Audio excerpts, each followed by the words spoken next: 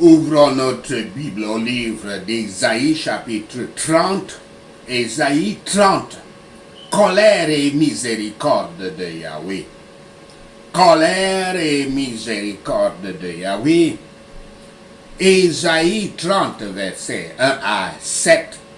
Les Juifs sont reprochés de chercher l'aide de l'Égypte. Verset 1. Ésaïe revient à la série de malheur à de Yahweh. Maintenant dirigé vers les enfants rebelles. Yahweh a une longue histoire de délivrance de son peuple dans les moments difficiles. Mais les Israélites sont comme des enfants qui ne semblent jamais apprendre à lui faire confiance. Versets 1 à 2.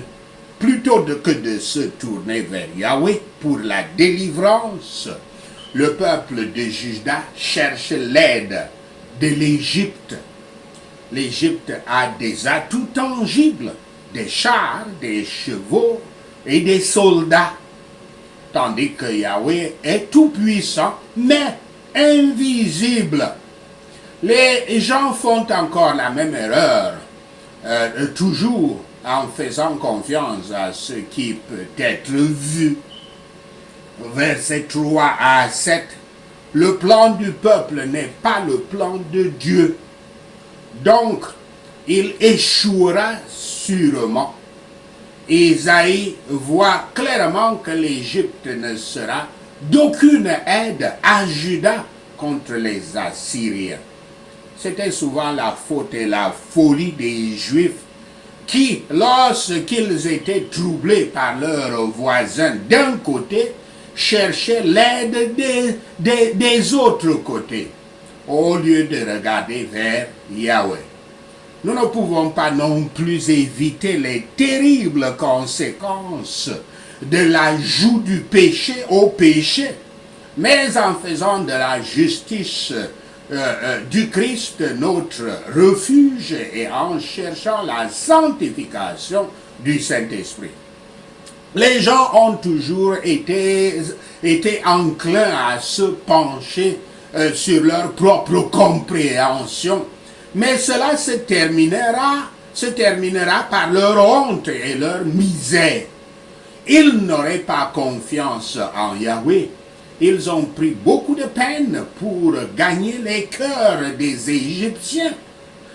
Les richesses ainsi dispensées se sont transformées en un mauvais compte.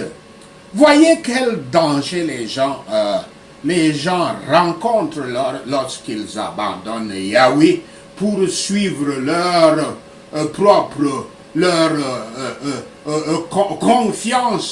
confiance charnelle. Le Créateur est le rocher des âges. La créature est un roseau brisé. Nous ne pouvons pas attendre trop peu de l'homme ou trop de Yahweh.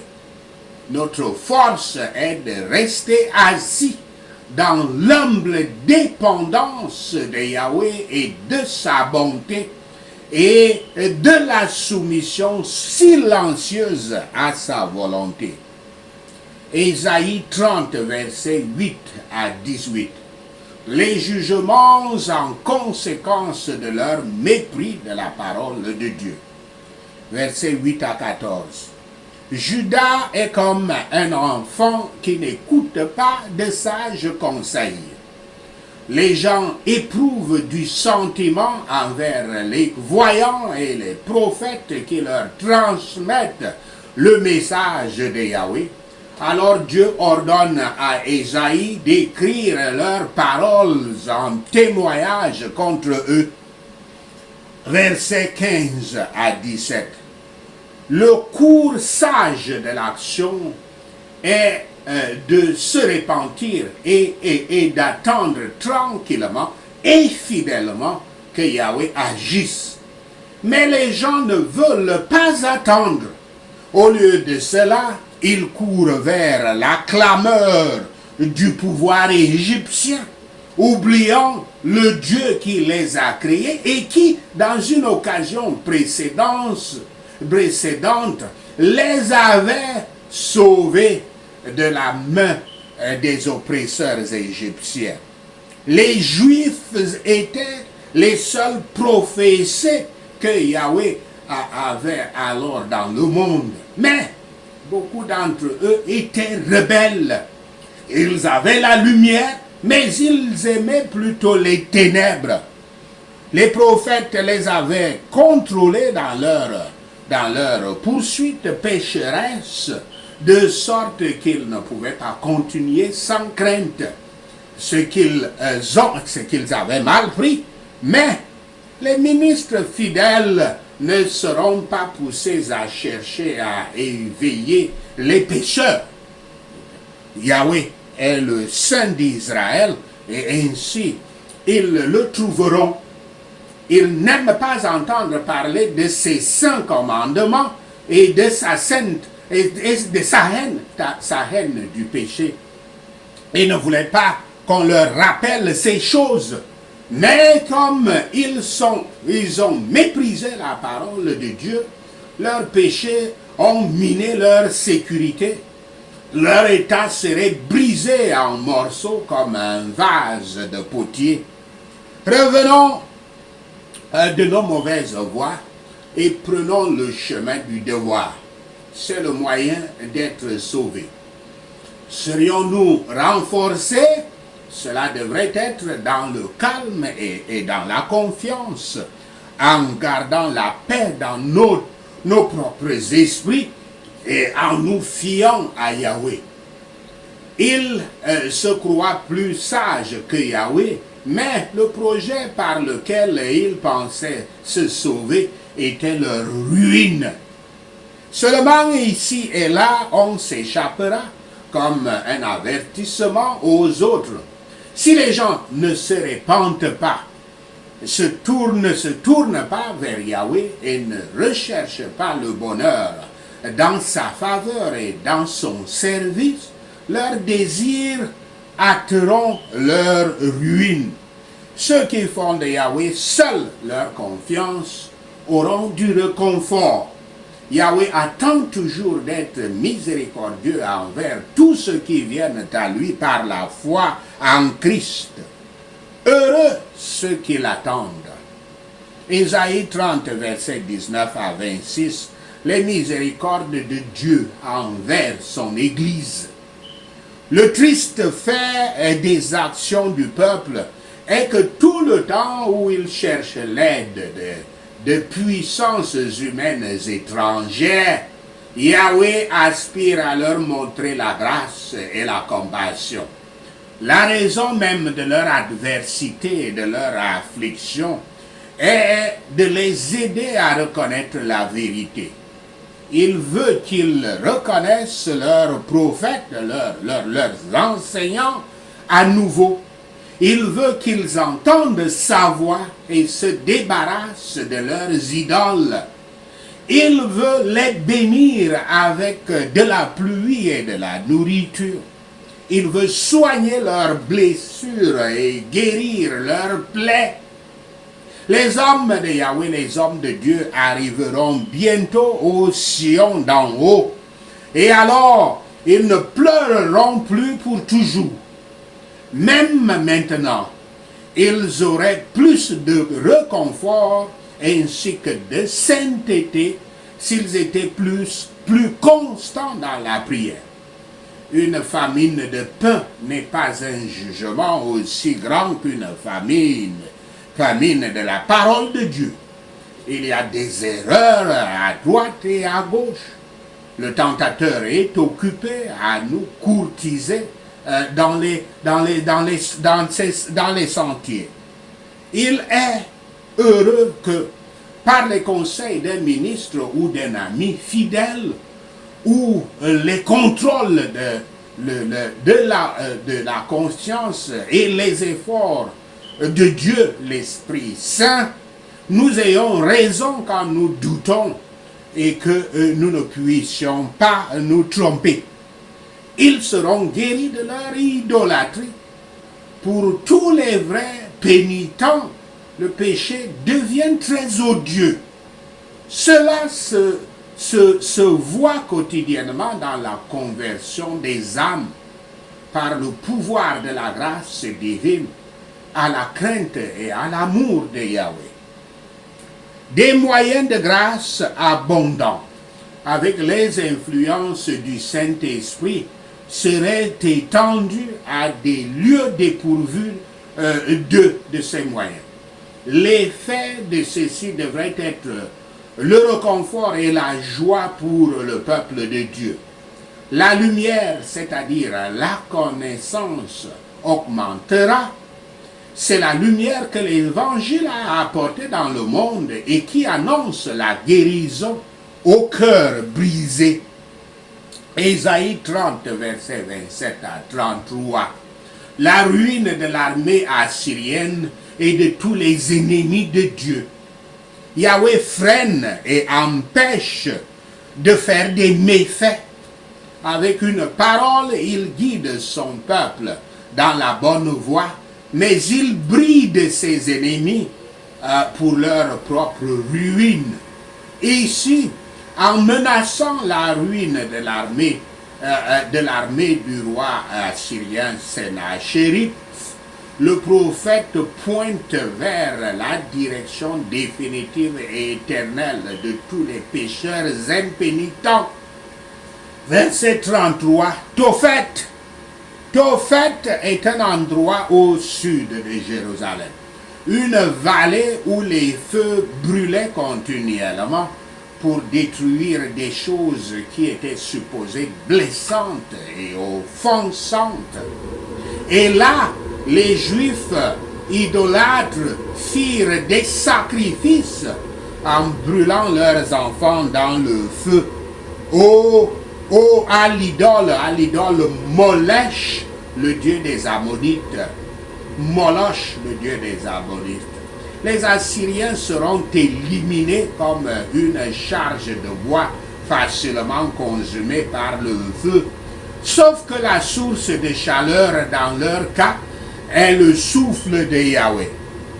Cela dénote la certitude de la destruction comme un horrible emblème de la place du tourment dans l'autre monde.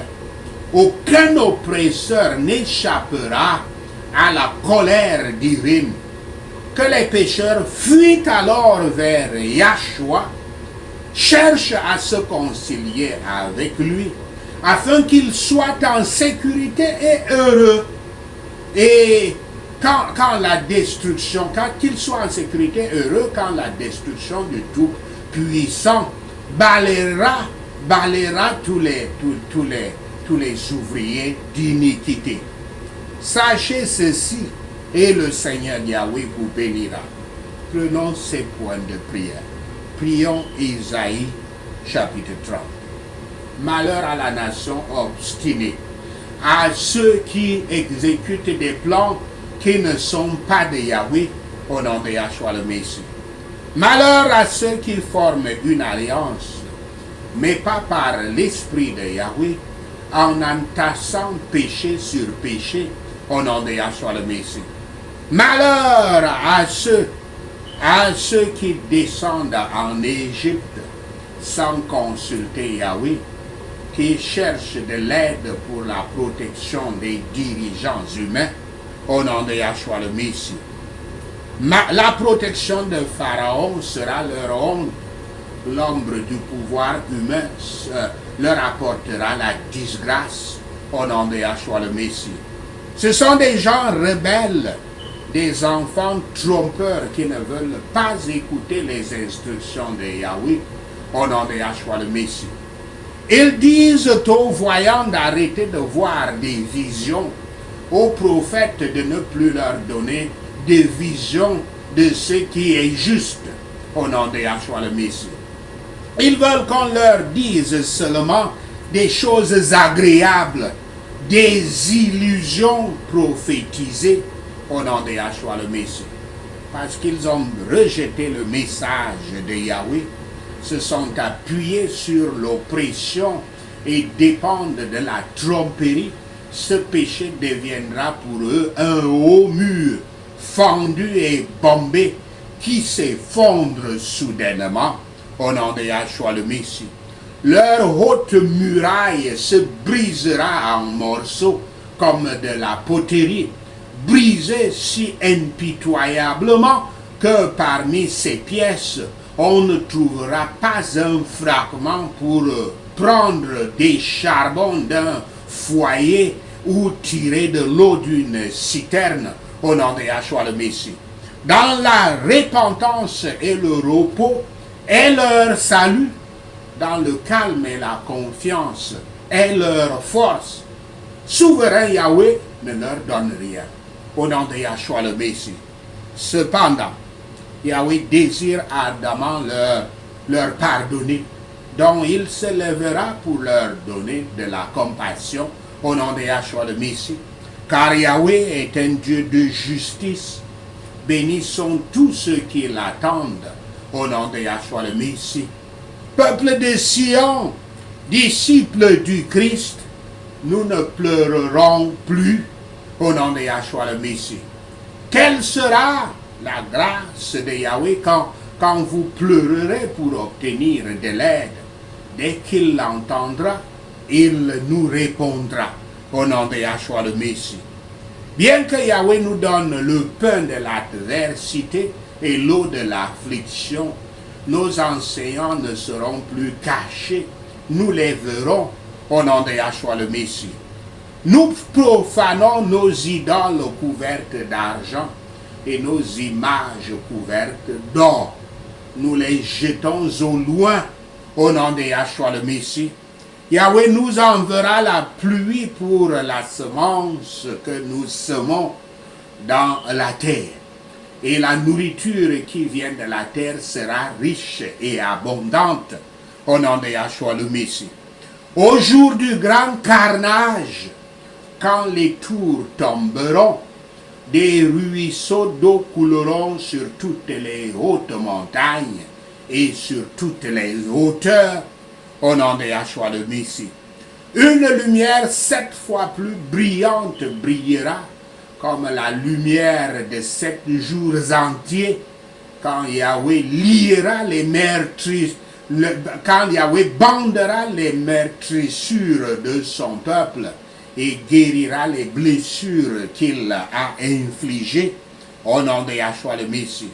Le nom Yahweh vient de loin avec une colère brûlante et de gros nuages de fumée au nom de Yahshua le Messie. Ses lèvres sont pleines de colère et sa langue est un feu dévorant au nom de Yahshua le Messie. Yahweh secoue les nations dans le crible de la destruction. Il met un peu dans les mâchoires des peuples qui les égarent au nom de Yahshua le Messie. Yahweh, il met une bride dans les mâchoires des peuples qui les égarent au nom de Yahshua le Messie. Yahweh amènera les gens à entendre sa voix majestueuse au nom de Yahshua le Messie. Yahweh leur fera voir descendre son bras avec colère et feu dévorant avec l'averse, l'orage et la grêle au nom de Yahshua le Messie. La voix de Yahweh va briser les pouvoirs humains. Il les frappera avec sa verge au nom de Yahshua le Messie. Le foyer de Topheth a été creusé dans la profondeur et la largeur avec une abondance de feu et de bois au nom de Yahshua le Messie. Le souffle de Yahweh comme un torrent de soufre brûlant embrase Topheth. Merci Seigneur d'avoir entendu nos prières. Merci Père pour tes réponses à nos prières. Seigneur, nous te rendons gloire, nous te louons, nous t'adorons. Nous bénissons ton saint nom. Au nom de Yahshua le Messie, nous prions. Amen. Alléluia.